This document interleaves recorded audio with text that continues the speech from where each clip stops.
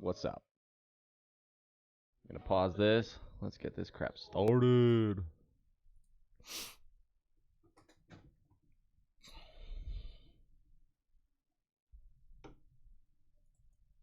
Sick.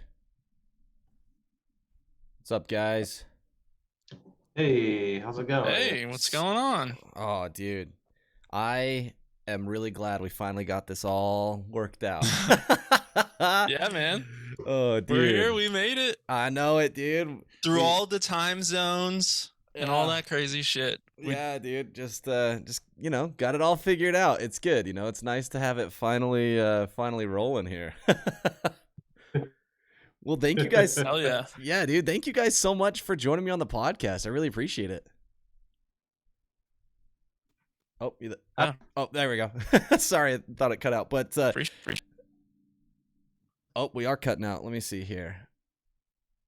Yeah, it sounded like you cut out a little bit, Chad. Oh, I crap. think. Is my connection bad? Of course it would happen, right? Like after getting everything finally locked in. Is it still cutting out at all? No, sounds Okay. good. Okay, cool. Well, yeah, thank you guys for joining me on the podcast. I really appreciate it. Absolutely, man. We are honored. Thank you. Sick. So, real quick, I just like to start out with just quick introductions, kind of elementary school style, right? Tell us who you are and something about you that people may not know. Sure. Yeah. So I'm Chris Newhart. I'm the singer and rhythm guitar player in Sleep Cycles. And something that the people might not know about me is on my left big toe, I have half a toenail. Oh, snap. There you go. Dude, I knew that. But, we're just so close. Well, now everyone else is just as close. Look at that. And I am Stephen Morell. I play guitar in Sleep Cycles. Something about me. I guess the night that I was born, my parents were at a party at the bass player of AC/DC's house. No way. And I guess I just wanted to join in on the fun so bad. So I was born that night, and Cliff Williams was there at the hospital and all Wow. that. So I mean, That's that's so man. that's so sick. Born with the rock and roll in me. Heck yeah, dude. So I would assume your parents are pretty big into music then. Oh yeah, absolutely. That's so cool. I mean, not many people can say that they were that they were born on the same night as a massive party for with AC/DC. So that's Yeah, I mean, that's definitely one of a It is kind. pretty wild. That's pretty dope. I just wish I remembered it, man. I know, right? Yeah. Sure, it was a great party. Oh, I'll bet it was great. Yeah, I'm sure. Yeah. I'm sure you might have actually kind of ruined the fun potentially. I think I did. You're right. I never looked at it that way, but Everyone that's else is exactly having a what bunch of fun, happened. and then your mom's like, "Oh, never mind, I gotta go," Yeah. and then the party's over. Yeah. My dad's like, "Oh shit, gotta sober up. Here we go." Time to drive. All right. Yep. Hopefully we haven't drank too much. Yup. Oh, it's amazing. Well, dude, like I said, thank you guys for joining me. It was really cool that you reached out to me because obviously, based on the fact that you guys reached out, the type of music that I enjoy, and so your guys' brand new EP really just hits all of the points for me in terms of what I look for in music. So huge congrats on the new release. When did it drop? It dropped today. Today. Okay. Yeah. Yeah, today is the day. Yeah, because I was like, I was confused because last week I could have sworn you only had 2 songs, and then this Yeah. morning I was like, I'm gonna prep for the interview. I'm gonna listen to those 2 songs, get them down because you had to me was such a huge thing was having Fred on there, right? Yeah. Yeah, Oh, man. I remember the color Fred was one of in high school I didn't listen to too much Taking Back Sunday, but the color Fred I was obsessed with. And so it's cool to see he's been making music for all this time and stuff, but it was really cool to have him featured on one of your songs. And then like I said this morning, I'm like, wait a minute, there's there's a whole EP here, so that makes a lot of sense. Yeah, I think the reason you only saw 2 songs previously is we've been releasing these songs pretty quickly, like on a monthly basis. Mm-hmm. So not too long ago, there was probably only 2 songs, and now we've just kind of been flooding. We opened the floodgates with all these new tracks. Well, dude, But the EP is dope. It opens up obviously with the 88, which is one of the songs that you'd already obviously released prior. But I love the flow of the album. And so this is the debut, right? This is the debut EP for you boys.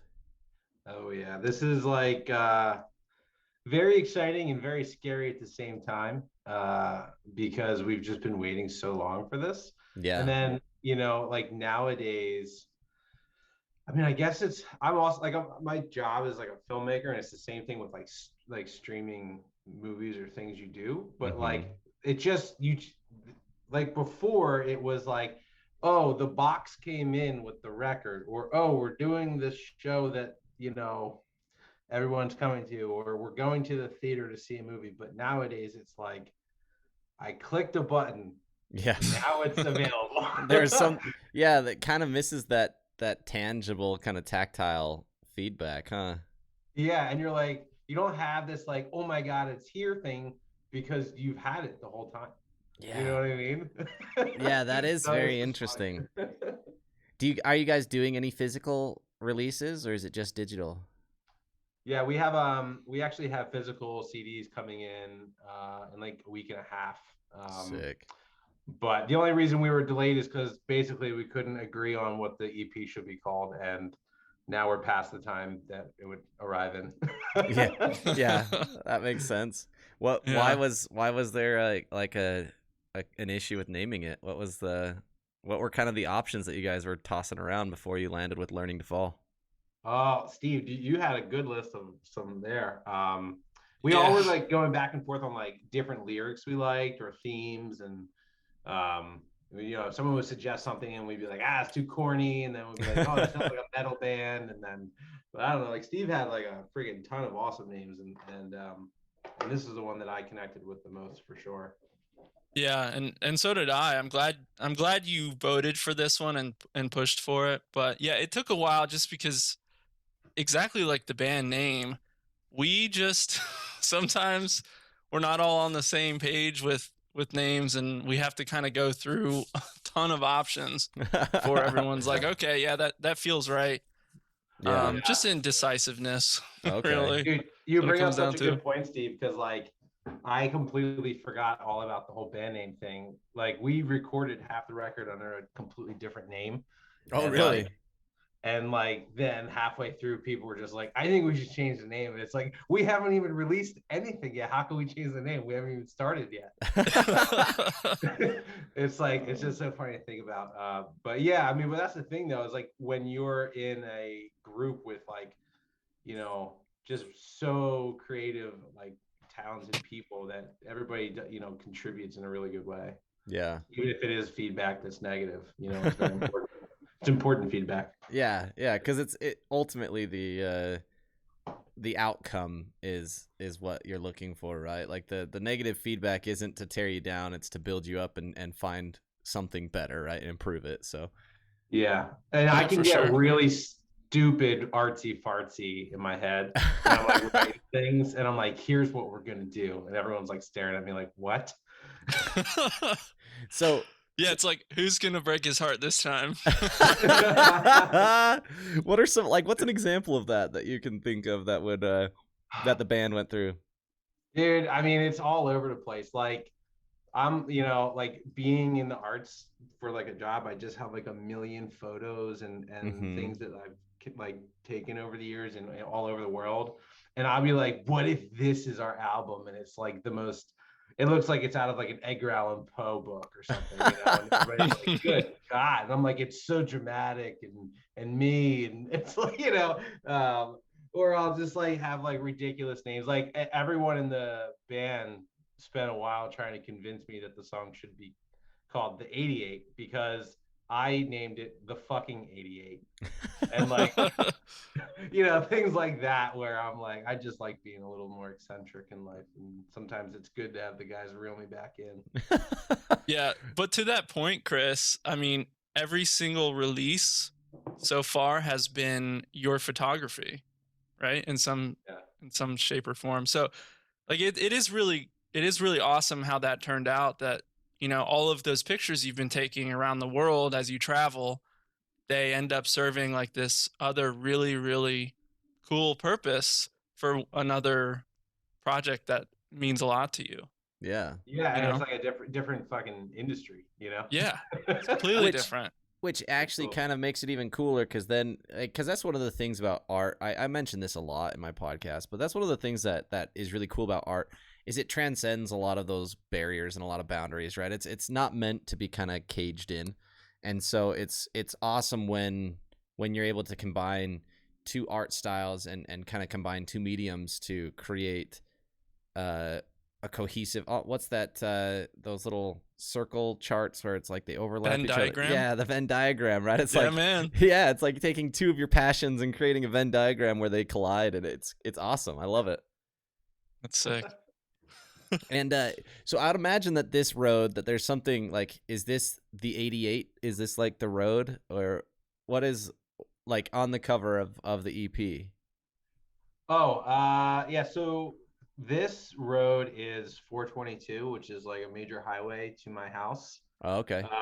And it's I moved to a house like during the pandemic and almost had like a mini breakdown in the middle of the pandemic because I was dealing with like the loss of some friends and you know, just like things that a lot of people were dealing with, like work and like being isolated. And Mm-hmm. so the way I like got out, because I had like an apartment kind of closer to Philly in the city, and I like just like bought a house and moved to the burbs and like completely decompressed. And I just see this exact image every single day, you know, as I drive to work. And it just kind of started to like be comforting rather than like feeling distant.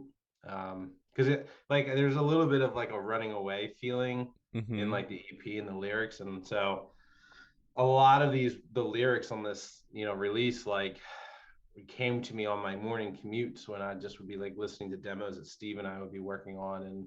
And it felt appropriate that like that that moment I one day decided to just capture the exact spot, you know, this like strip that I love. And it just ended up being a really nice photo.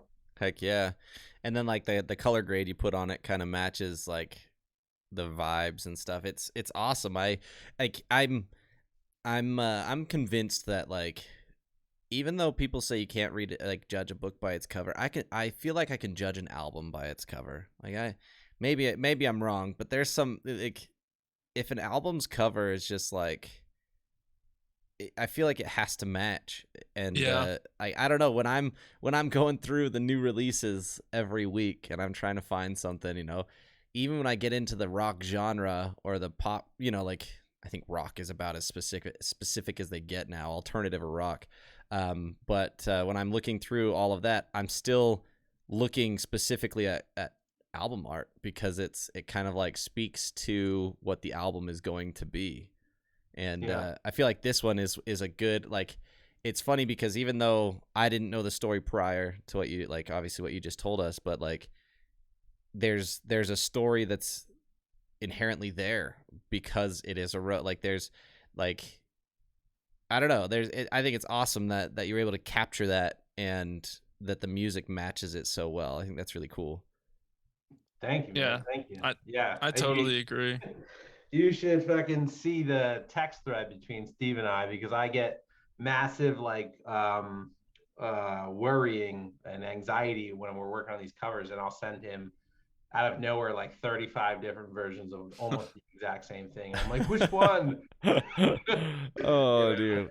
know? Yeah, and I try to distill it down to a couple options Yeah. that really speak to me, but yeah, this one really stuck out to me immediately. I feel like what you're speaking to, Chad, is something that I'm confident every artist really spends a lot of time on and really strives for, because like you said, the cover should really be some sort of representation of the music, Mm-hmm. and it's really difficult. Like I've been in other bands, and this is always a struggle. And I feel like when I saw this, I just knew it was like an exact match. Yeah. And like I said, even like the color grade choice that it's just that slight bluish grayish tone to it. It because I don't know how the original picture looked, but yeah, it does. Even those little tweaks, even what you were just talking about, like the idea that you can have 30 different versions that are super similar to one another. I've experienced something similar to that, and I'll sit down and I'll show my wife, and she'll be like, they're the same, and I'm like, no, they're not. Look at the differences. And she's just like, you got to go with your heart. And I'm like, this is not helpful. You're like, that font is bold, the other font is clearly semi-bold. Yeah, exactly. Did you even look at them? Did you not see the kerning? Did you not see that the distance between the letters is different? I made these ones a little wide, and she just is like, it's the same. And I'm like, got it. Yeah, absolutely. Do you even love me? Yeah, exactly. It's like, woman, do you even care? Yeah, it's fun because she's a very like to the point, like kind of businessy, right? She's a go-getter, hardcore. Like she went and did like a pre-law degree, right? And so her mind works very differently than mine. And so it's fun to see, but it's also tough at times. Yeah. That's awesome. And with obviously with the release, you guys said that there's kind of a mixed bag of emotions with the excitement, and what was the, like, you said that there was like fear, but like where's the fear come from? Because I obviously understand the excitement, but what, Sure, like, yeah, why is there fear? I can explain that pretty easily. So to me, it's like, I'm a freaking perfectionist, like absolutely OCD perfectionist sometimes when it comes to these things, because I have to be, because that's like what I do for a living, is like quality control on these things. And so my fear often is like almost Stockholm syndrome, where you're like protecting the thing that you need to be like fearless about by being fearful, if that makes sense. Because like a confident person, and it's funny because like even in the like we're all older, like we're not like 21-year-olds making this. So like we're all like in our, late 20s or 30s, and I don't even know how old Greg is, but like almost, Chris is almost 40. So like we've all been around the block, and I see online different people going after like releasing music who, I used to play with it 10, 15 years ago. And sometimes it's so awesome to see them and like support them. And other times the confidence that they exude and like the tone or whatever it might be, it can be sort of like idiosyncratic in the sense of like, it'll catch my eye in social media and be annoying. It'll be like pompous almost. So there's like an excitement where, like to me, I want to like be like, yes, like this is so fucking cool. We released this EP. We worked so long, so many practices behind the scenes that no one even knew we existed, like crafting and trying to work on every single second of every song to be better. But then you're like, hey, I hope you like it. And you just like put it on the internet. You know what I mean? like you can't be like, this is so fucking good because here's why, like we did this and we did that, and like we went to this person and we changed guitar, like you can't go into that dialogue with like the random audience listening online. And so you kind of have to hope that they just get it. Yeah. Just like get what you're trying to do. And that, to me, I look at this photo and it's like, it's a moment in time that's captured that allows me to reflect on it. And that's what music is to me. And so like it's emotional thoughts and processes that are captured and written down and then translated into different instruments. And hopefully the people listening to those songs can relate or understand what that moment was, that spark of inspiration that created that song they're listening to. So to me, it's just like, it's easy to put out like a single and be like, boom, check it out. This is great. What do you like? Do you dig it? But like to do like, be like, this is the final package. This is like the end result deliverable that's going out. That's terrifying to me. So yeah, because like once it's out, you can't be like, oh, you know what? We should tweak this.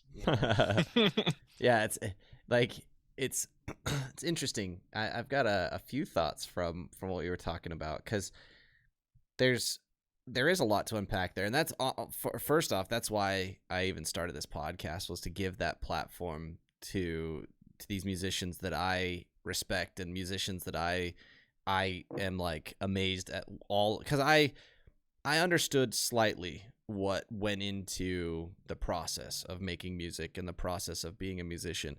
But as I interacted more and more with musicians, I appreciated more and more all of those intimate details of what goes into it.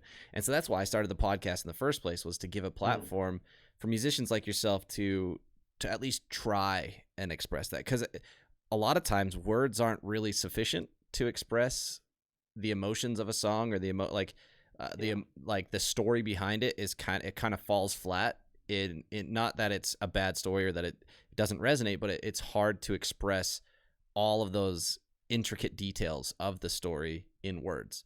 And so obviously that's where the music fills in those gaps, right? And so yeah, I think I get it. I understand the fear, and the part of that fear is you don't want to come off as one of those arrogant, overly confident ones. Yeah. And you also shut the fuck up. And you're like, no, I get that. Yeah, like, because that is like super frustrating, right? Like, there are some, like, sometimes I this is so awful of me, but like, there are certain like sports teams that I want the team to lose, not because I dislike the teams, but because of one player that just frustrates me. Like, dude, that guy, like my buddy's a major Browns fan, but I don't know what it is about Baker. I just can't stand the guy. And so now that he's not playing, I'm like, dude, cool. I can root for the Browns. You know, I'm bummed that he's injured, because I don't want anyone to get hurt. But it's that idea for me. And so I get that. I understand that sentiment. Yeah. Steve, did you feel any kind of thing or relate to anything that I was talking about? Yeah, I mean, I would say I definitely subscribe to the philosophy of just overall humility, and I think that's kind of what we're dancing around here. I think, especially with, you know, professional athletes, like, you just, at least me personally, you respect them more when they just come from more of a humble place, I guess, in a way. Yeah. It's just like, no one wants to hear an arrogant asshole up there just, you know, like kissing his own ass. Like, we don't want to be that. We don't want to be those guys either. Absolutely. Yeah. So, yeah. Yeah. I think it's deeper than just arrogance, though. I think it's a little deeper than that, because, like, for me, not being a 19-year-old, you know, young pretty boy who's in shape, and I'm older, and, you know, I've had still pretty though, dude. I appreciate that, but, you know, it's like, I'm not a fucking kid, and I'm like, hey guys, my band, you know what I mean? Like, and like, people are like, you're in a band, and you're like, aren't you like in your middle of your 30s? And you're like, yeah, I'm still doing that. That, like, you knew me as doing that when I was like 18. I'm still doing that for sure. You know, like, there's a little bit of that. Like, it's tough. Yeah, it's not an easy thing, but is it just I also the stigma? think, like, oh, sorry, go on. Oh, sorry, man. I think it's kind of in the how you present yourself. Like, there's definitely the insufferable type of what I think you're kind of describing, Chris. But yeah, I don't know. I don't think you're exuding any of those qualities. I think people can understand that you really just love this, and it's literally just that. Yeah. And, like, obviously there's been a stigma forever, right? In terms of being a musician, like, kind of the deadbeat, like the you're not accomplishing anything type thought that people have. I've never thought that or felt that, but I thought that mentality had kind of dissolved a bit, dissipated a bit, and it isn't so prevalent. But is it like that stigma is still around? Is that what it is, or? Oh no, I think it's not so much of a stigma for me. It's just like trying to make sure that I'm like getting across excitement for like. I mean, it's one thing to be like, oh yeah, we're playing a show. Do you want to come out? And it's like, oh, that's cool. But when like it's specifically like a big release or something, and you're like, okay, here's the day, it's coming out, and everyone's like, but isn't it just like you guys? And you know what I mean? So yeah, it's just like the perception of that can often be funny because Okay.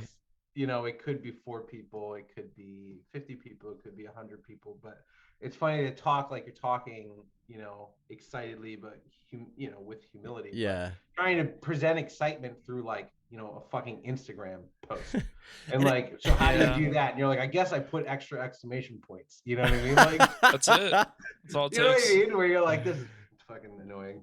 Well, it's so funny because what it sounds like to me, and you can totally correct me if I'm wrong, but what it sounds like to me is because you've been in the world for a longer time.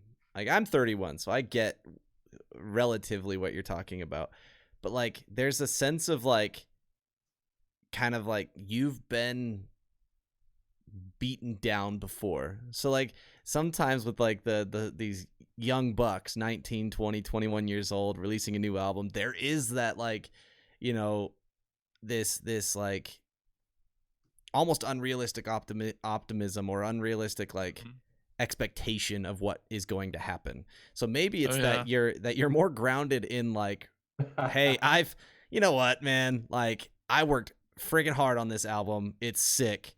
But guess what? Like I understand that not everyone's going to love it, and I understand that some of you are going to absolutely love it, but I just want to be kind of like medium energy, just like that's what it sounds like to me. Yeah, I mean, dude, that 19-year-old you're describing that is, their first major release or whatever, they're on top of the world. Yeah, They dude, think- ecstatic. That's what I'm talking about, guys. Like they think they're about to make it. This is going to blow up. And like you actually do, I think, need to have that sort of confidence. Oh, you should. Absolutely. Like that fake it till you make it kind of thing. There's some credence to that, but to us it's like, dude, we're just trying to have fun. We're just trying to I think Chris said this recently. It's like we just started as a beer band. We just got together with our bros to just have some beers and play music. Yeah, I mean, it came out to be a lot better than what a beer band would sound like to me. Like it's it's maybe it's because obviously like you guys have probably made music a bunch in the past, were in a bunch of other bands and stuff, but no, it has nothing to do with us and everything to do with Fred Mascherino and I mean, Paul Levitt. yeah. I mean, I That's can get all that. it is. Dude, but even then, like the funny thing too is like, it just is like I agree that these young kids like the last thing that they should ever do is be jaded, right? They should be excited. Yeah. They should definitely have that excitement, and I think you guys should too. But it's that you have been through different parts of life and you're like you have different priorities now. So I think it's cool though that you still care about it enough to promote it, because you should, like I said, you should be proud of it. I think it's super sick. And so yeah, I think it's a very interesting perspective that you have. And I do think that that's kind of the boomer in you a little bit, me. I know that that's such a it's supposed to be like supposedly like a derogatory term, but I'm like, dude, I am a boomer in so many ways. Like, please. I mean, it makes sense because like Paulson, our bassist, he's like older than all of us, and he has such like a older guy mentality. Yeah, things. It's so funny. Yeah, he's the dad of the band. Yeah. Literally and figuratively. Yeah, dude. Oh man. We'll be like, we should do this. He's like, why? No one fucking cares about us. And you're like, he just sounds like some get off my porch, kid. like that's one of the things we love about him is like when Chris gets excited, we're like, oh, there's something good happening. Exactly. Yeah. That's funny. I don't know. It's that's a very like I feel like that's a pretty interesting line that you guys have to tread because of that. And I don't really necessarily have like thoughts on because I'm in the same boat with my podcast. I'm like, I have a bunch of fun doing this. I really love talking to bands, but I don't want to go out there and be like, hey, listen to me because I should be famous. I don't want like people like, you know what I mean? It's a very awkward situation that I feel like I've put myself in, but I like the reward of talking to bands is enough for me that I'm like, I'm willing to do some of the uncomfortable like promotion, self-promotion because of the opportunity I have, but it is awkward. Yeah. I think it's more so that I'm just not good at that. You know, I'm not, the awkwardness is, it's pretty apparent for me. Like when it comes through, like even today, trying to like record like a story for our, just to be like, hey, the EP's out, like just a video. And I like had to do it like 12 times. Before it came felt out comfortable. so good though, dude. I would have had no idea.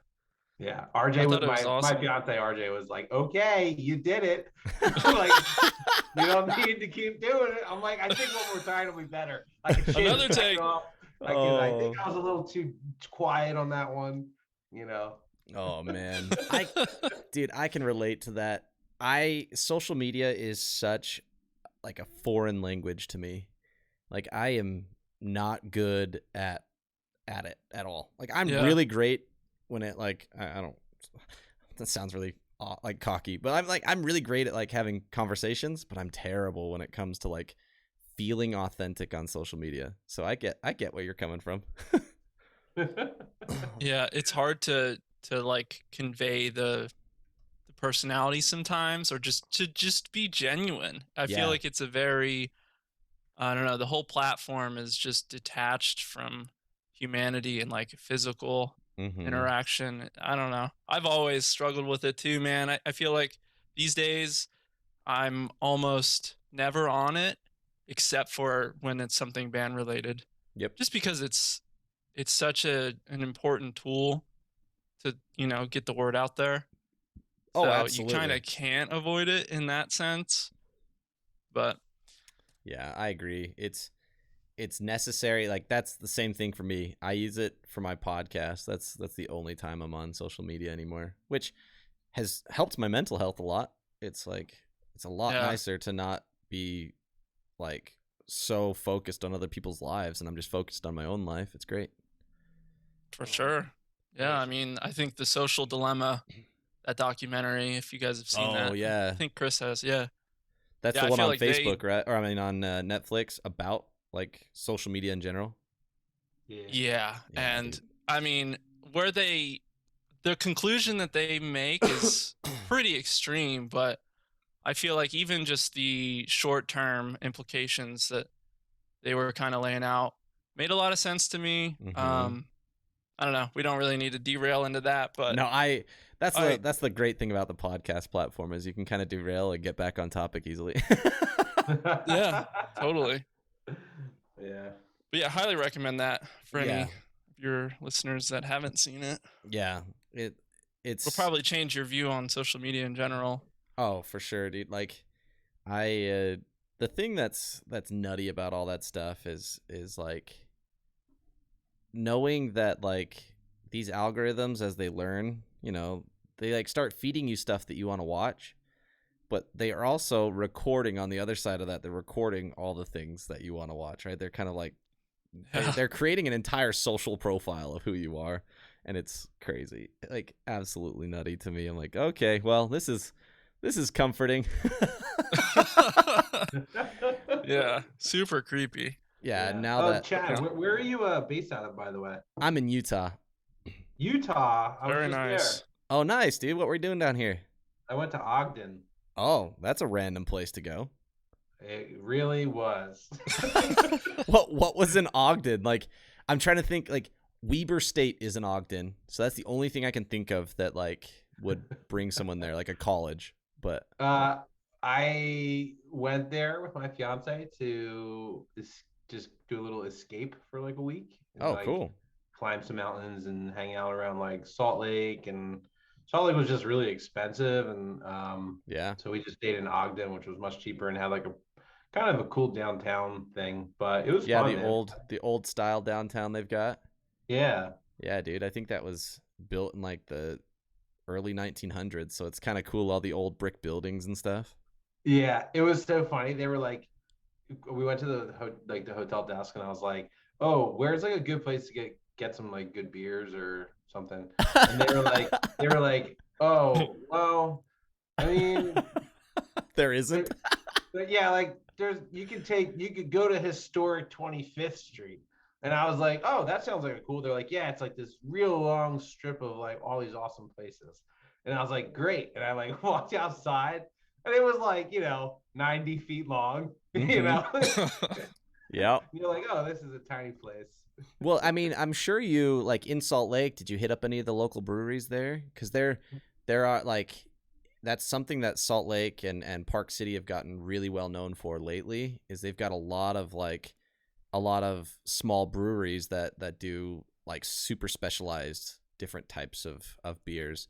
I don't drink personally, but I've got a lot of friends who like were talking about all the different types of beer that they loved, and I was like, that's cool. I mean, all these breweries around here, there's like a bunch of really cool, like the environment's pretty dope. I love going and like just getting regular food, but anyway. Yeah, I mean, I went to a couple. I couldn't remember any of the names of them, but like I also went to like the library in Salt Lake and the zoo, and it was just like walking around outside trying to get exercise and Yeah, some dude.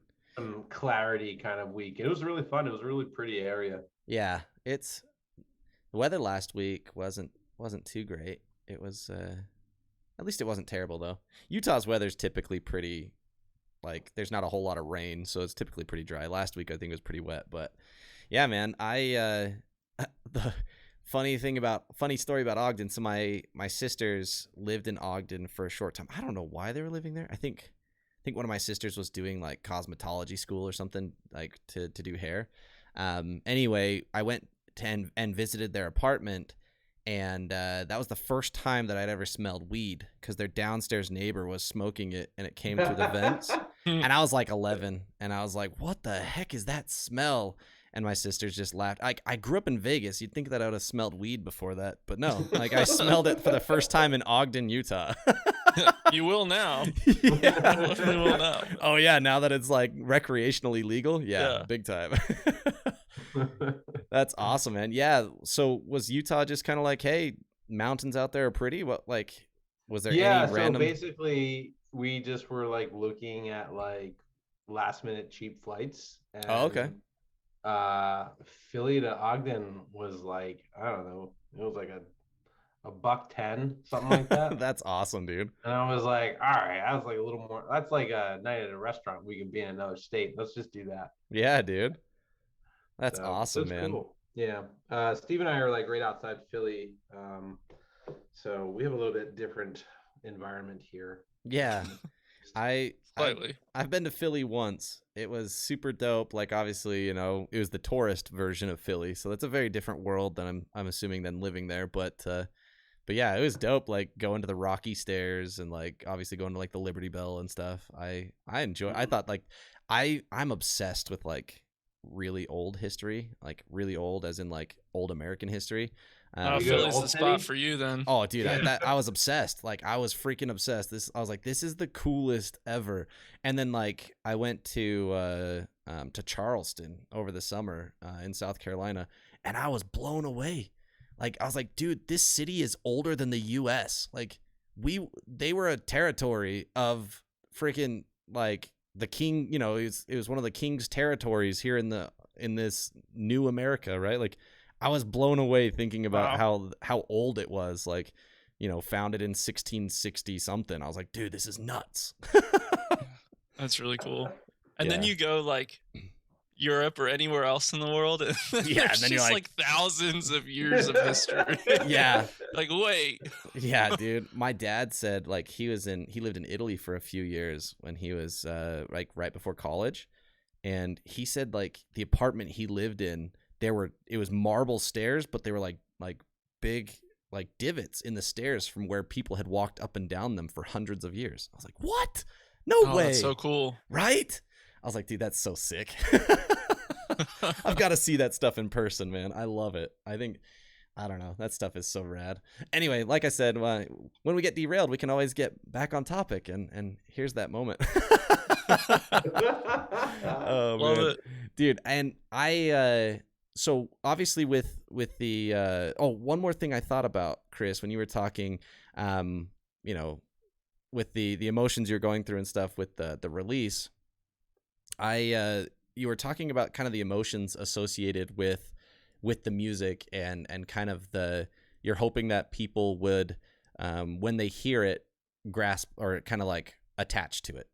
And I was actually I was talking to my friend about this the other day in terms of like how I track time in my life now.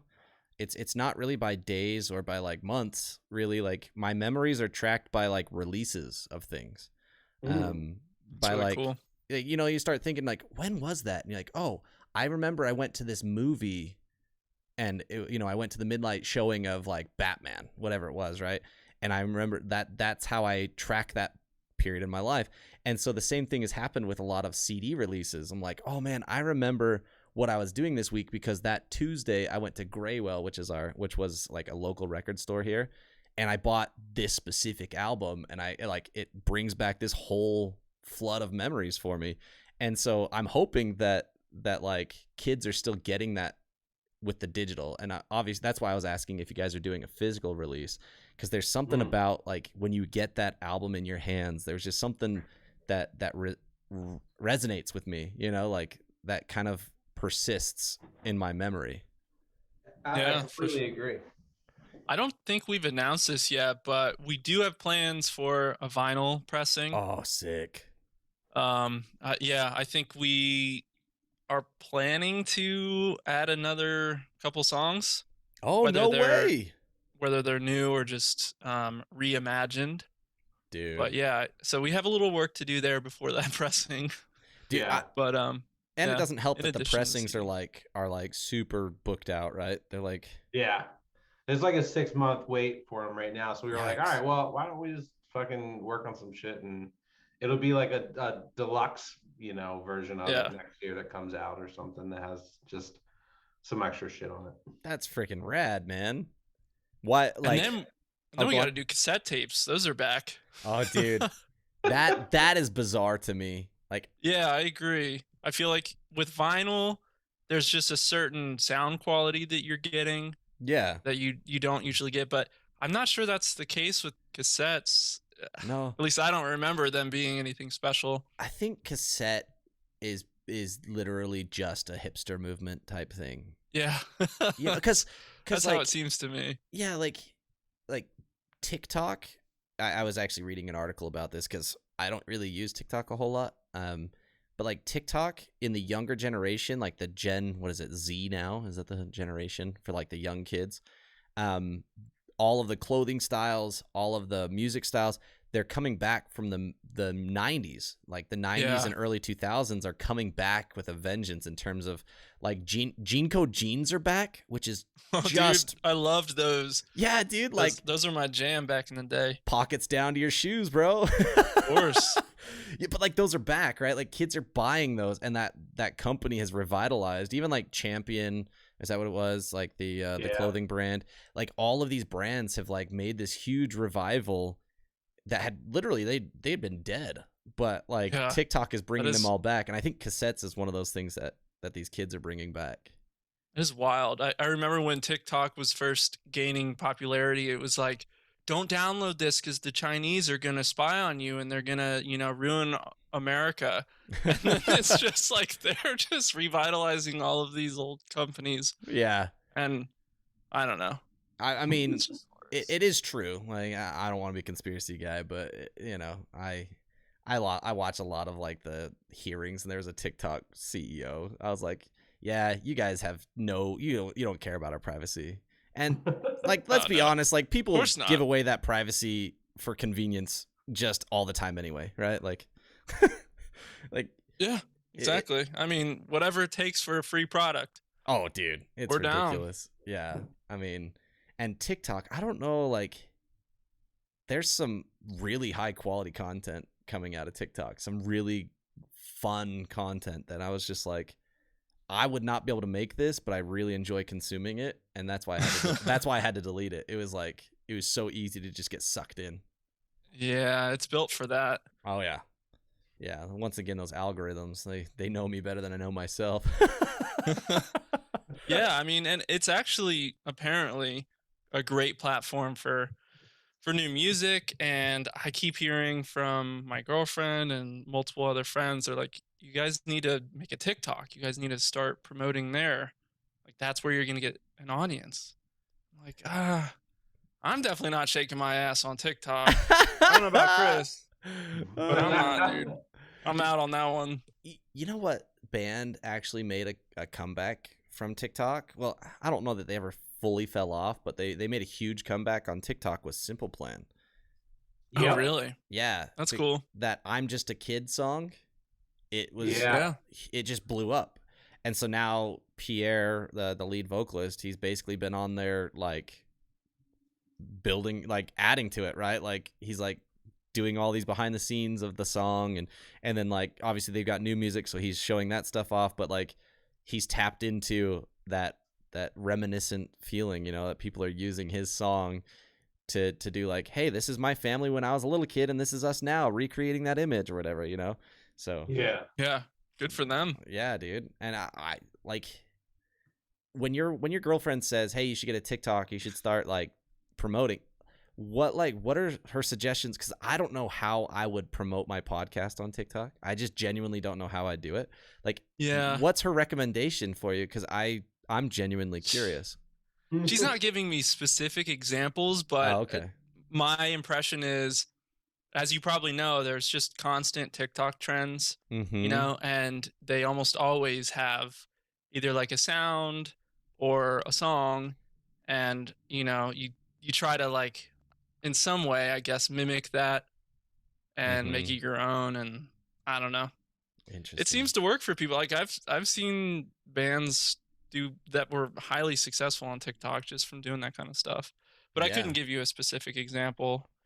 Yeah, sorry, man. I wish, man. I had the opportunity. It was actually really cool. A guy who's huge on TikTok, Ryan Purds, he reached out to me, and he's from Buffalo, and I had him on the podcast. He has like 200,000 followers on TikTok and gets like millions of views, because what he does is he literally he has a very grunge 90s voice, and so tapping into, once again, that market that's coming back, he covers Nirvana, he covers Pearl Jam, he covers you know, all of these like 90s grungy style music, or even modern music with like a grunge touch to it. And dude, he's killing it. Sounds awesome. I really want to check that out. What was his name again? Ryan Purds, Perdz. Write that down. Yeah, dude. He does a great job. His voice is sick, dude. Like, super talented guy. But like I said, he just he looks the part too. He's got the long hair. It's just like, dude, he looks like he belonged in like the 90s scene, dude. It's amazing. Oh yeah. It was fun talking to him, because it's, once again, like I tried to like understand the process of TikTok, and he's like, dude, people don't appreciate, and this kind of goes back to you, Chris, what you're talking about with making your little story today. Like, people don't appreciate how much time and energy and effort it takes to make a 60-second video. I know, right? And then that's just me being like, kids these days. Okay, boomer. Yeah, like, it's like but I had to do that story 9 times. Your fiance definitely understands. Oh man, have you guys seen the Emo's Not Dead on YouTube? Have you seen his channel? Yeah. He's actually he's got some hilarious content. Dude, I haven't seen it all, but dude, he's so funny. I think it's Matt Cutshall or something like that. Yeah, dude, it blows my mind, that creativity. One of those songs with the Underoath guy, was it the Underoath? I'm pretty sure Spencer Chamberlain, I think. I don't know. It was, someone sent me the video, and I was like, dude, this song is amazing. It's like he's obviously mocking the whole thing, but it's actually a good song. But like, I loved it. Is that is that the one where? Is that the one where he's like stalking that girl who's on a date with like that jock guy. Yes. Yeah, exactly. Dude. That song was actually great, but the lyrics were terrible, but the song was great. Right. I would absolutely listen to this. So he's killing it. Yeah, dude. It's my favorite one was his Silverstein one. I don't know if you've seen it at all, but you know, his girlfriend walks in and she's like, where'd the brownies go? And he'd eaten this whole bag of brownies that were all weed brownies, right? So he starts kind of tripping, and it's the Silverstein, the blood or the drugs begin to something, whatever. And it's like, and he runs outside and hops on his bike, but he's like in his mind it's a horse. It's amazing. I was dying. My wife was looking at me like I was insane. I was laughing so hard watching the video. Yep. I'm gonna be watching that after this. Yeah, dude. Tell me what you think. Definitely message me and tell me what you think of it, because I was dying, dude. I was laughing so hard. Oh man. But back to your guys' music. Sorry. I'm really great at getting derailed. Oh yeah. That's okay. How long were you guys sitting on the EP? You said that you've kind of had it ready for so long, is what I think you guys said at the beginning. How long have you been kind of sitting on it, ready for it to release? You want to take that, Steve? Yeah, I mean, we've had an interesting journey. When we first started recording, it was it like November of 2019, right? Oh, dang. Right? Okay. This is 2 years ago. Oh yeah, dude, we've been sitting on these for a long time. Snap. And we were just recording 3 songs at that moment, and we were recording up until, I want to say, like early 2020, like January, February, and then finished tracking, and then COVID hit, and it was like, okay, well, I guess we're not going to see each other for a long time. Yeah. So, especially being in like a big city like Philly. Yeah, exactly. I mean, so we were in lockdown forever. I mean, we were still able to kind of work on songs on our own, but we weren't able to record anything. So yeah, it took us a little bit to kind of finalize everything else and then go into the studio for the additional 3 songs, which, you know, it's always a long process, but there was just a huge time gap in between the 2 batches of songs, and then having them mixed, and then, you know, kind of fumbling around with different plans on how to release, you know, 1 song a month, and then we kind of shifted gears to just a full EP. So yeah, man, it's been 2 years, which is crazy to think about. Yeah. I mean, I've heard that like similar experience, and I'm like, I feel like I would get so antsy. I would have such a hard time, because like there's so like I said, in my mind, like, you guys have put so much work, so much energy into such an awesome product. To just sit on it and not be able to just share it would be like, I feel like that'd be really tough. Dude, you have no idea. It is. Yeah. This is why the EP came out today, because we were gonna release it on fucking New Year's Day, so it would be like 1 year since our first song, like 1 year, like January 1st, 2021, we put out 88. Oh, okay. So it'd be like 1 year later, we would be putting out our EP. And then I just was like listening to them, and I was like, fuck, these are like, we gotta get, what do we do? You know, like, why are we not releasing this? This is annoying. Yeah. So, and I just kind of spazzed out at practice, and they were like, okay, I guess we could release it soon. Well, maybe, you know, whatever you say, dude. Fine, we'll do it now. Everyone's like, hey, let's appease Chris right now. He's going a little crazy, guys. Let's not find out. He's going into a fit. He's gonna break. And I'm about to break. Oh man, yeah, like I get that though. Like, I can imagine, like, I've done, like, honestly, this is gonna sound kind of stupid, but like, the reason my podcast logo is this bus that I have is because I worked so much on it and I was so stoked on it, but had nowhere to use it. And so I was like, I guess I'm just going to use that as my logo, because I can't not share it. and I'm obsessed with it. So It's Did you awesome. make the logo yourself, dude? oh yeah, it was like 40 hours of work. It was a lot. It's really good. Thank I love you. the instruments in the van. I mean, it's perfect for this. Oh yeah, it ended up working, but like I said, it was that same idea, kind of like what you had, Chris, with just like it was. I had done all these things, and I was like, sharing it on Instagram, it doesn't feel like it fits the amount of work I did. Right. So, Yeah, like, exactly. so yeah, I like. And so then you have to compensate, and you're like, how do I make this better than a fucking post? Yeah, dude, and then you turn it into a logo, and then you realize that it's way overly complicated for a logo, so you can't really do anything with the logo. So now I have to rebrand because I'm like, this is too complicated. I can't put it on a hat. you know? Yeah.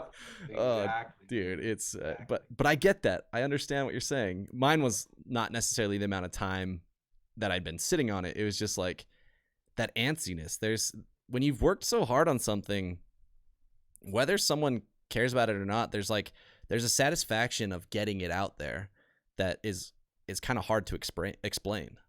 Yeah. Yeah, it's funny because we obviously released the EP today, like we talked about, but that sense of like relief that it's out there for the world now, and it's like it's not really ours anymore. It's such a fleeting feeling because I'm already antsy about the new songs that we haven't even released yet. Like, Yeah. and it's not that I've moved on. It's just I'm so excited about even those other new songs. I can't wait to get all of those finished up and released out there too. Yeah. So it's kind of a never-ending thing that I think we just got to get used to feeling. Yeah. Dude, I mean, I don't know how you get used to that feeling, to be honest. Yeah, I have no idea. I mean, it keeps the whole thing moving though. Oh yeah. Like we don't want to be stagnant and not continuously writing. So, which I think is super healthy, obviously. Like I used to do a bunch of sales, and they always called it the sales pipeline. I feel like it's probably the same thing for a musician. It's like you've got to have a musical pipeline where it's like, here's our release, but we have this in the pipeline, so that way we never run dry. We're never running out of content. Yeah. Yeah, for sure. I mean, I think if we were to take things super seriously, we would probably feel extra strong about that kind of thing, but to us it's like, yeah, we just need to write for our own sanity. Yeah. Not necessarily to consistently have content in our back pocket, but really just because like we love it, we need to do it. So Yeah. it's good though. Oh, It's a great absolutely. thing. Yeah, I mean, there's the catharsis of writing, like getting those emotions out there. That's super healthy. And Oh yeah. and like obviously within the genre that you guys make music, it's you can kind of write about any emotion really, and it kind of matches the music, which is nice. So like you kind of aren't limited to what you can write, which is cool. Yeah, I mean, and Steve brings up a great point about like these other songs too, which like the crazy thing is like this is like I don't know if you feel this way, Steve, but I feel this way, which is that like we have a whole slew of other songs that represent way more like intrinsic, like I don't know, like artistic exploration in song. Yeah, in a lot of absolutely. other songs. So I feel like what's going to likely happen is people are going to listen to this EP, and they're going to hear these songs, which is awesome, and I'm so fucking proud of them. Like I'm more proud of these songs than anything I've ever done in music.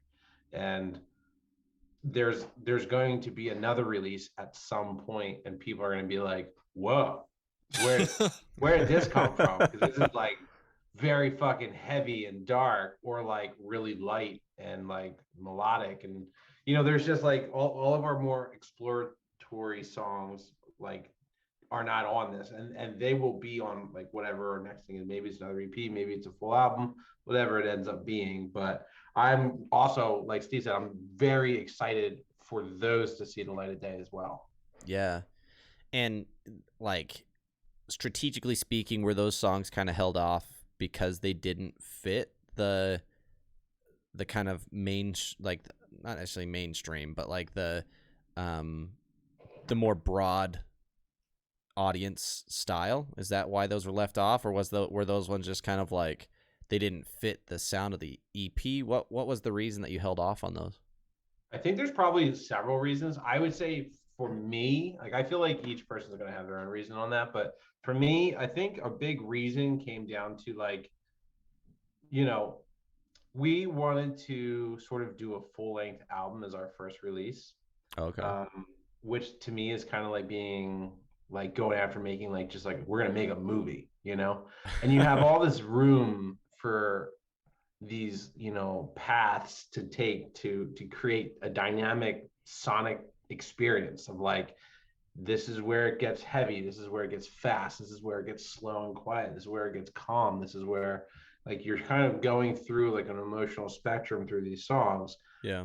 But then it sort of transitioned into like, because you know we got really all the members of this band are like really, you know, really involved in their careers and really high up in their careers, and you know we don't have a ton of time often.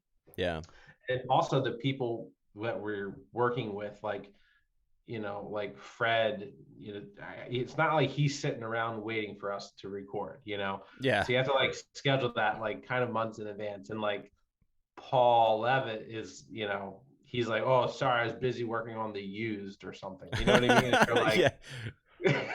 And so I can't ever like demand any priority or time on that with those guys. So what ended up happening, I think, is we sort of just were like, well, we've already been sitting on these for 2 years, or at this point, probably like a year and a half. Do we want to wait another year and a half before we're done and anyone hears this thing? Or do we just want to, instead of doing a movie, do we do a short film, right? Do we just do a little taste so people get into us, and then the next release we can maybe show them what we really have in our back pocket that's like, so it's so fucking good, you know. Like to me, like listen to all like the demos and stuff that like we're working on, and I'm really excited for people to dig into that stuff because the response has been really good on the things that we've put out so far, which is awesome. I mean, that makes me so happy. Like, you know, these songs, you know, are just comprised of just excellent, talented people working on them. Yeah. So it's just cool to be like it's like, yeah, there's my contributions to this, but there's also everything else that everyone else fucking did, which is cool to appreciate from like a band member side, you know? Absolutely. And yeah, that makes a lot of sense. And like that's, you know, when you said, you know, that he's sitting there, well, I'm working on The Used, I literally just like imagine some guy in like this nice like suit smoking a cigar, like, sorry, I was busy working on The Used, you know. But but I mean, like, you're right, you're working with people who have like a lot of other people, like a high demand, and so I can appreciate the fact that it's like you guys are obviously in a place where you're prioritizing quality, so you're not going to go to someone who's lower quality or lower like production value, but you're also needing to get these songs out there because there's just kind of a natural evolution of, or kind of natural progression of the song. It needs to be released, and so I can appreciate that. Yeah. Real quick, what is your guys' favorite song from the EP? Like, obviously you love the whole thing, but like if you were to say this isn't the one that I resonate with or that I love the most, which one would it be?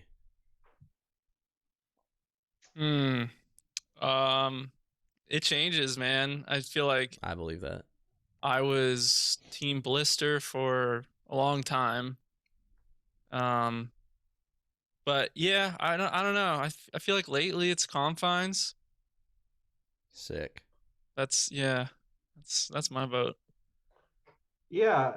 Oh man, I mean, you hit the nail on the head, man. Like, I like when we got the first couple songs, like I could not stop listening to "Come On and Say It." And I was like, oh, this will be like really fun to play, and like it sounds really good and all this stuff. I'm really into SOS right now. Heck yeah. Oh, so good. That one turned out a week ago it was amazing. Confines, but as of release day, I listened to SOS like 6 times today. So it's like I think I'm digging that one right now because they like I'm finally starting to get a little bit of distance on them. I can just sit and listen to them. Yeah. You know? Yeah. That's my problem. Like I've had one solid listen through of the EP, because like I like to really have it be that's all I have going, right? So that way I'm not distracted and stuff. So I've had one solid listen through, and Come On and Say It stands out to me. I think obviously I heard that one prior to the EP, and so it probably was, and it's when that's what the EP closes on, it's probably what just kind of resonates, right? Like when it's like, hey, this is the ending, it just kind of maybe everything culminated into that. But yeah, I've got to get more listen throughs, but I mean, the EP takes you on this awesome, like it's fantastic. It's really, really well done. So I commend you guys. It's freaking awesome. Thank you, man. Yeah. Appreciate that. I'm blushing like a bitch over here. Thank you. Seriously though, thank you so much for saying that, because it's nice to like if people like it or not is that's great. What I like is when someone's like, oh, like the order was curated, or like like they actually, you're like, oh, you really did listen to it. Because I know I'm that way when like I'm sure Steve's this way too, but like we are musicians, but we have friends who are musicians. And so like they will release things and I hardly ever will be like, sounds cool, man. You know what I mean? Like I'll be like, oh wow, I really liked how you did that thing here. Because I'm like being honest, like here's my truth of it. Like I listened to every second of what you did, and I love this lyric, and I think the drums here sound like they're fucking giants hitting mountains with giant sticks, like it's huge. And like I'll just go into it, and then it's always so funny when someone's like, yeah, like they say it back to you. It's like, oh fuck yeah, like artists, like talking to artists. I like that. Yeah, it's something that like it's just been part of me, like since I was probably 15 or 16, when May the Everglow was the first album that like put me onto this. Listen to it from start to finish, and like listen for the journey, listen for the story, the overarching like feeling of the album and stuff. And it makes the listening experience a lot more fun. And when you were talking about the drums, I actually like that was one of the biggest things that stood out with your guys' music. I love the snare drum that your drummer uses. Dude, right? I'm obsessed with that. Yeah, that was one of my favorite things too. I told Fred that in one of our tracking sessions.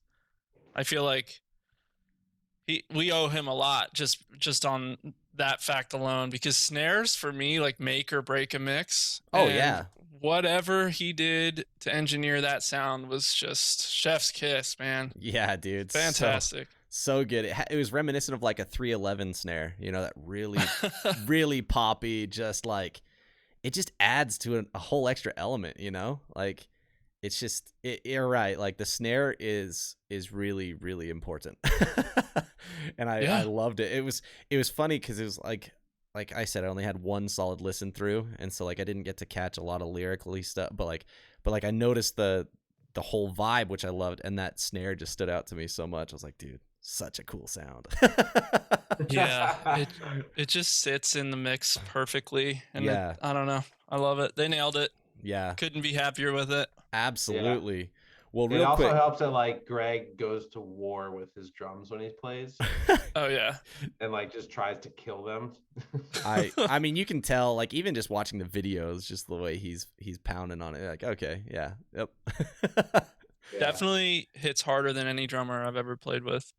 Oh man, and it, it really comes through on the record. Yeah, it really like does. Old Aaron Gillespie vibes. Yeah, dude. Yeah. Like, fucking 200% every hit, Absolutely just crushing it. Yeah, breaking sticks, breaking drum heads, like that's what it feels like, man. All the time. Oh, dude, that's amazing.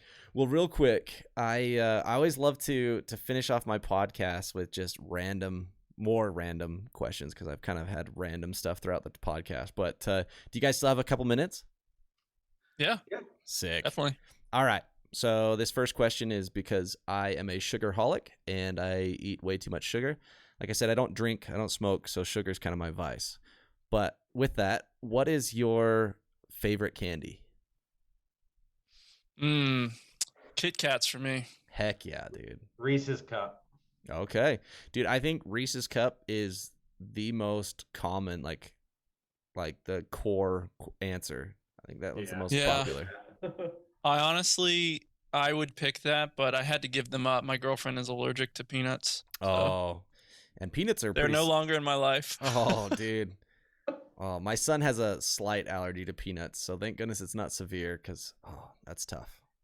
Yeah. Did you they're pretty say bad. thank goodness it's not severe? I didn't say that, but now we're showing our age with a joke like that, you know? Oh, man. All right, next question here for you. This one, sometimes it's hard to come up with a number one answer, so I'll accept top three as well. But favorite movie? All right, film guy, you go first. I'm gonna go with the classic, The Evil Dead. Oh, nice, dude. Yeah. That's the Rob Zombie one, right? No, that's it's Sam Raimi in like the late 70s, I think. Oh, 79. okay. I haven't seen I'm it. a big horror buff, and if I have my camera on, you'd see I have Evil Dead prints and busts and stuff from this crazy old horror movie. Nice, dude. That's awesome. Yeah. What about you, Steve? I'm going with another classic, Shawshank Redemption. Oh, I feel like Ooh.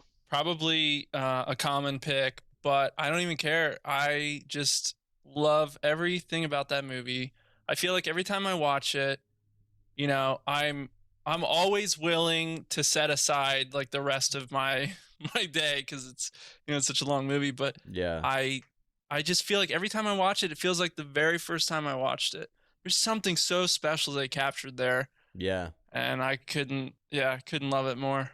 I will tell you, you are the first one to mention that movie. So really, yeah, oh, okay. There, Evil Dead has been mentioned because apparently amongst pop punk and punk rock, like horror movies are a really commonly loved genre. Yeah, we're a fucked up people. That's a great way of saying it. I can't handle horror movies. It messes with me, dude. Like, I can't do it. Scary stuff is so I can't process it. I don't know what it is. But yeah, dude. Yeah, that's a great way of putting it. Have either of y'all seen the new Dune yet? No, I want to so bad, dude. In IMAX. Specifically. Yeah.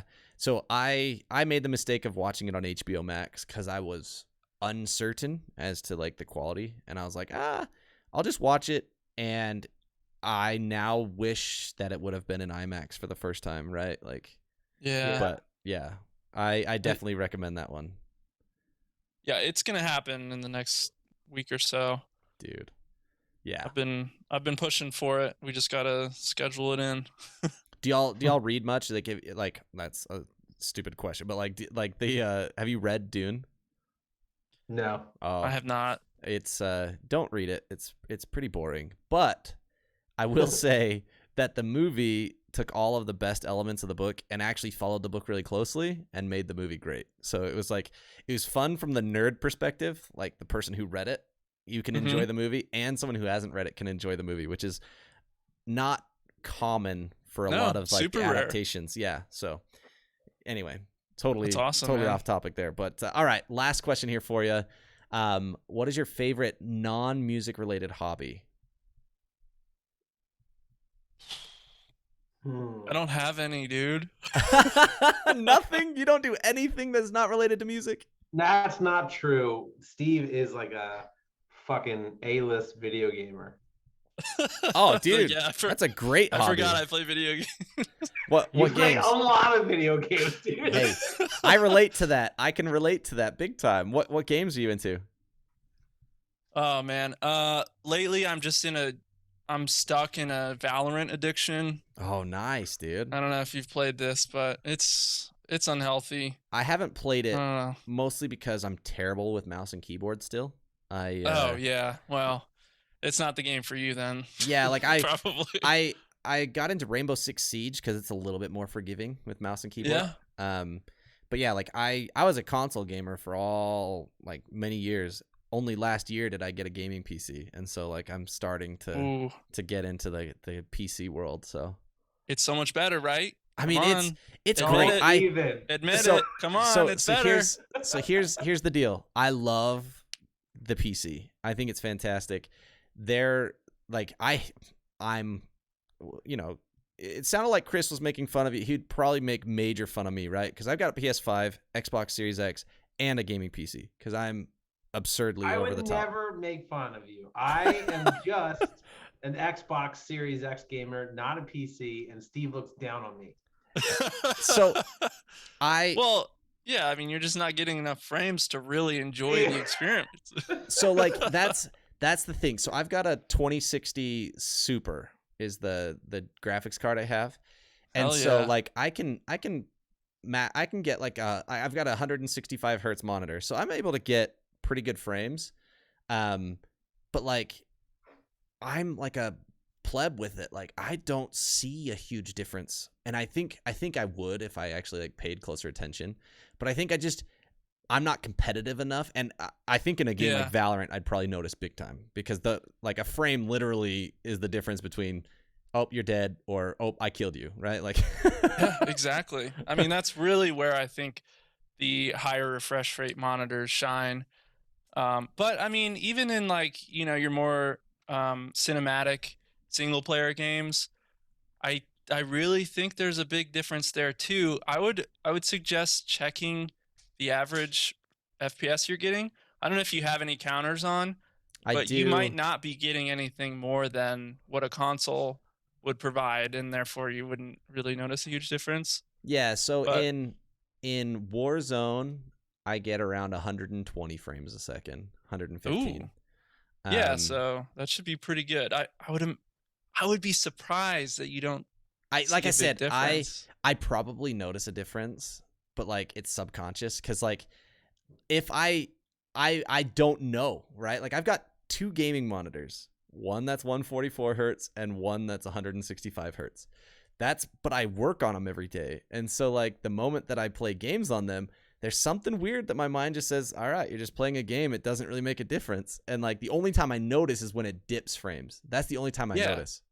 Like I don't notice like between the Xbox to the PC, I don't notice a difference is what I'm saying. Like when it drops frames, I'm like, holy crap, I just noticed a major frame drop, right? But that's from 120 down to 70, but that's immediate when I can see it immediately.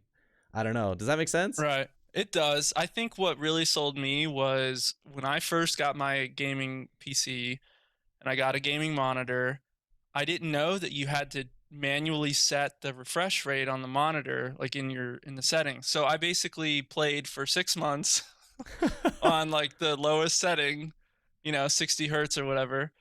And then I read online that you had to change that, and I was like, "Oh shit."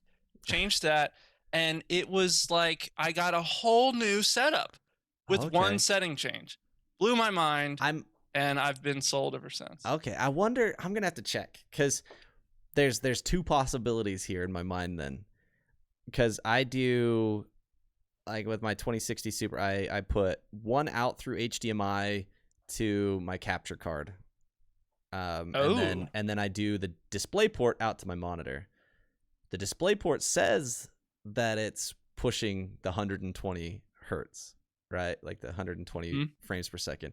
But I'm wondering if, because I'm duplicating the display to display the same thing, one to the capture and one to the PC.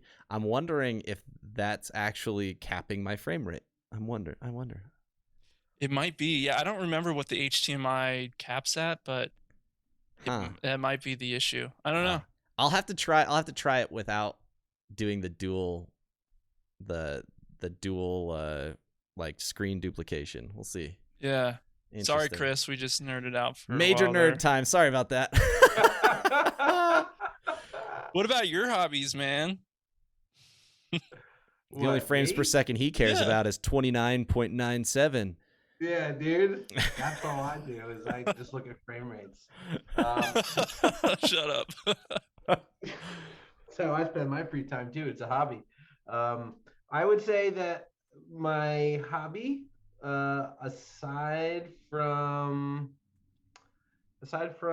music, and I won't say games because I don't know if it's necessarily a hobby or just how I pass the time sometimes, but I really enjoy traveling. Oh, heck yeah. Like I try to take like several trips a year to places. I love travel. What's your favorite place you've been to? I think Munich or Berlin they're equally fucking incredible. What was so cool about Germany then? Because obviously Munich and Berlin. Yeah, they just I'm fascinated with the concept that like something can look so different in the same country, just like being only a couple hours away. Uh-huh. The landscapes of Germany they're crazy just because of everything that happened with the war. Oh, I imagine, yeah. So like you have, 1,200 or 1,000-year-old cities, and then you have like fucking, whatever it is, 70-year-old cities. Yeah. And the difference between them is like one looks like it's out of like a fucking medieval times shit, and then the other half of it is like Berlin. You feel like you're in a sci-fi city because it's so futuristic looking. Huh. Damn, That's I fascinating. need to go. You sold Yeah. me, man. That Sounds awesome. It really Like, does sound Berlin awesome. doesn't have like, I mean, it has like beautiful, amazing architecture that's been restored, and all this sculptures and stuff that's been like put up since everything was rebuilt. But like, they have just a completely, and also just German design in general is really incredible. Is it a lot different than the rest of the European nations? I mean, it's there generally isn't a ton of other nations that like half of it was just wiped from the face of the earth. Oh, that makes sense. You know what I mean? Like, Yeah. like there's like, if for instance, I really enjoy going to Ireland, and as you drive along Ireland, you can see a physical change start to happen, where like you see architectural design start taking more influence, and then you're like suddenly, oh, this is an older place, or this is a newer place. In like Germany, you're like, oh, this looks like 1,000-year difference between these buildings. Yeah. You know what I mean? Like That's it's fascinating. just like kind of mind blowing to be there, because we have such a young country. You know what I mean? Yeah. So that's like, to me, really fucking crazy when you go to these places that are like old as shit, like Segovia, Spain. And it's like they had like the king of Segovia, like, traveling around like in wars and shit on horses and swords. And it looks like it's where like Colosseum times when you look at it, Interesting, man. That's fascinating. Yeah. I need to get out of the house. Yeah, dude. Yeah, dude. Like, I was talking about freaking Charleston, which is amazing, by the way. That city's freaking dope. But that's like such a stark difference, right? Like 300 years to 250 years compared to 2000. Yeah. That's a big difference. That's what I'm saying. Yeah. So like, and I haven't even been to like Italy or Rome, and or like fucking London or any of these other like places like that. I guess less London, but like just in the places I have seen, it's really freaking inspiring and That's like so cool. influencing. And it's always like when I'm leaving a place like that or walking around with my headphones in like these places that I like have, like this is when I was traveling, I was like, I need to make a band again. You know what I mean? Like, like I have these like life thoughts that like change everything forever when you like, immerse yourself in another culture. That's so cool, man. Yeah, I can appreciate the culture difference, but like I love like I love the architecture, like old architecture. And so the idea to me of what you were talking about, like Ireland, it's more of a gradient change, right? It's like, oh, I'm transitioning. But the idea of like oh, this is black, this is white, this is like stark difference right next to each other is like fascinating to me. Yeah. And yeah. And if you like design, I mean, like Munich is like one of the design hubs of Europe. And that's just fucking crazy there, dude. Yeah, dude. The design there is insane. So yeah. An awesome dude I've had on the podcast, he lives in Munich, and it was cool talking to him about like, because he grew up in one of the Eastern European countries. I can't remember the name of the country that he grew up in, but then he moved to Germany, and I was just like, it was so cool talking to him about all this stuff, because it's like perspective is so different, like you said, cultural differences, and just like what he's used to, what I'm used to. It's so fascinating to like hear this type of stuff. I love it. Yeah, and like even something that blew my mind is I was like talking to my one friend lives there, and I was visiting him, and he's from there, and he said, it was like, oh, it's really interesting how like the United States handles like homelessness. Like I don't know why your country would like kick a person when they're down. If someone's like homeless and like on the streets, like why wouldn't you guys immediately give them a job and a place to stay? Yeah. And like if you're like homeless in like Germany, like you get this, the government just gives you a salary. Wow. You know, it's not a lot, but they're like, here's money. Use this to like get off the streets. And like to make sure that like the communities are they do well, you know. And just out of curiosity, because like this whole debate in like California and stuff has been fascinating to me over like the homelessness, because there's a lot of studies that show you give the homeless people money, like a salary, and death rates skyrocket because of drug overdoses. And I'm just curious, like, is that like, because Germany's very different with their laws in terms of like prostitution is legalized there, like I guess just sex work in general is legalized, but then drugs are very different there. Does that impact, like, from what you know, does that impact things? I mean, it's kind of hard to say because it's like just such a different culture, but like, you know, in my experience, like I didn't see, I mean, I saw like, you know, there are people that don't look like they're doing good, but like, I don't know. I do believe that, yes, like, you know, that drug infiltration is kind of large within the homeless population, and that's something that they're all struggling with. But yeah, you know, I also like to believe in like recovery and absolutely, redemption. So I feel like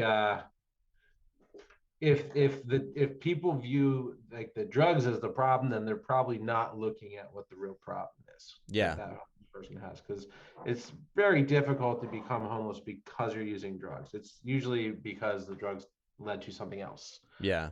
So, you know, that's like, I don't know, if they had a salary to fucking get off the streets, then they wouldn't be potentially shooting up sometimes to not feel the cold night. Yeah. Man. You know what I mean? So it's like a little bit of like, you know, you kind of have like, you're comparing like apples to oranges a little bit sometimes. Oh, for sure. That kind of discussion, you know, where it's like, I don't know, like, dude, like telling someone that just broke up, like, don't be sad, have a beer, and you're like, well, I'm gonna have a beer because I'm sad. Yeah, it's a different, yeah, it's like a paradox, you know? It's the same action but very different motivations. Yeah, dude, that's I love these. And to be clear, I don't know anything about this stuff. I purely like what I've seen or humanity. I don't know anything about this. No, I think what you said, like, honestly, I think it's funny when I hear it from people who have no idea about the topic. Like, I kind of inundate myself with just too much information, and so like I read about this stuff all the time, and like obviously like I don't live in California, and it doesn't matter to me like what California's politics are, but like I was following like the whole what was it, the try and vote out Gavin Newsom thing anyway, and one of the big topics was homelessness, and so I did a bunch of research into it, and I think the thing that everyone that they consistently miss is the humanity side of it. And so it's funny hearing it from your side because you literally only focused on the humanity side of it. And so it's really, I love to hear, because like, I think if people just looked at like what you're talking about, like they do in Germany, they see those people, they're downtrodden, they're in the lowest point of their life. You look at them as like, what would I do if this was my dad, my brother, my sister, whoever it is? What would I do? Like, and you look at them as a human, everything changes. Yeah, and well, that's all we can do, right? Yeah, dude. Man, sorry, we just ended on a real interesting topic there, but that was a double tangent. Double tangent, dude. Yeah, we just went all off, dude. Like way off the deep end. You there. were like, here's how you repair fucking GPU frame rate counts core Intel, and then we were like, and then it transitioned into like, you know, are homeless people considered people? Oh my gosh, dude. Dude, it's, you know, that's what I love about this. Like that's my favorite part about doing this podcast is the random conversations that I get to have. So Yeah, For sure. So I really appreciate you guys taking the time to you know, obviously taking time out of your day to talk with me. And once again, huge congrats on the release. It is super sick. And you know, before you guys take off, tell the people where they can find you. And, you know, when those physical EPs release, please hit me up so I can purchase one as well. I'd like to get my hands on one. absolutely, man. Absolutely. We, you know, we're Sleep Cycles, and you can find us online at like Sleep Cycles PA for almost everything. Is that right, Steve? Sleep Cycles PA? Yeah, exactly. Instagram, Facebook, Twitter. And you made a website for us, so you can check us out on sleepcyclesmusic.com, right? Sick. Absolutely. Yeah. Yep. Yeah, I gotta update the EP. It still says coming soon on there or something like that. Oh, Slacker. Slacker, But, dude. What the heck, yeah. Get on man? it. You're Get sitting on here. that. You're sitting here on listening, like talking to me on a podcast. You haven't even updated your website. Yeah. I was sitting here making goddamn Instagram stories. Yeah, 10 recordings of an Instagram story. You could have just. Oh, dude, I love it. Well, dude, thank you guys again. And when you do release, you know, the new stuff, as it, you know, obviously the new stuff is right now, but you know, when you do the vinyl and have the additional songs, I'd love to talk to you guys again, and we'll probably go on a bunch more tangents, but it'll be fun. Oh, that'd be great, man. And, Yeah. yeah, we'll send you a message as soon as the physicals come in. Sick. I'll look forward Yeah, to man. it. All right, guys, have a This has killer been night. great. Oh, dude, thank you guys again. It's absolutely my pleasure. It's so much fun. Heck Yeah, thank you, man. All right, guys, Seriously, have a good you're one. Awesome. Take care. Peace out. Oh man, what cool dudes, man. That podcast, getting that one scheduled has been like kind of a nightmare because we've been bouncing back and forth with different times, and then I had mixed up Eastern time versus Mountain time for scheduling, and so it just was back and forth. So I'm super stoked that we were able to get it all done, and super grateful to those guys for joining me. But this Friday is the release of last week's interview, and yeah, this one should go live next Friday, which is November. What was that? November 5th? November 5th is when this will go live. But we'll catch you guys next time. Deuces.